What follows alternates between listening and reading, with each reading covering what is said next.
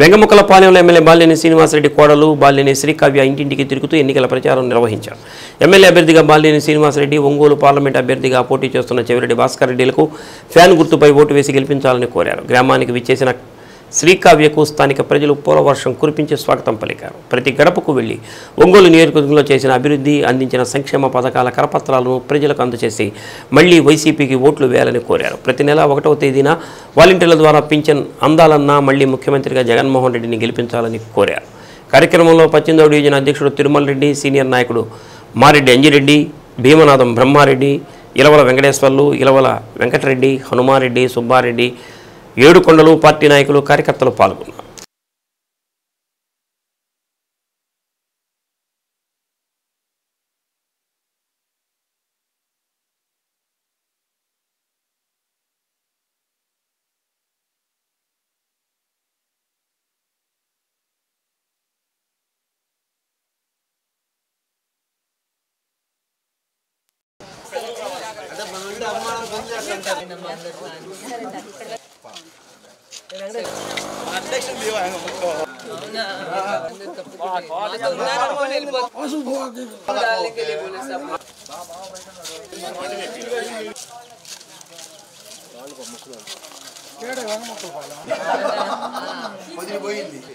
వాసనకి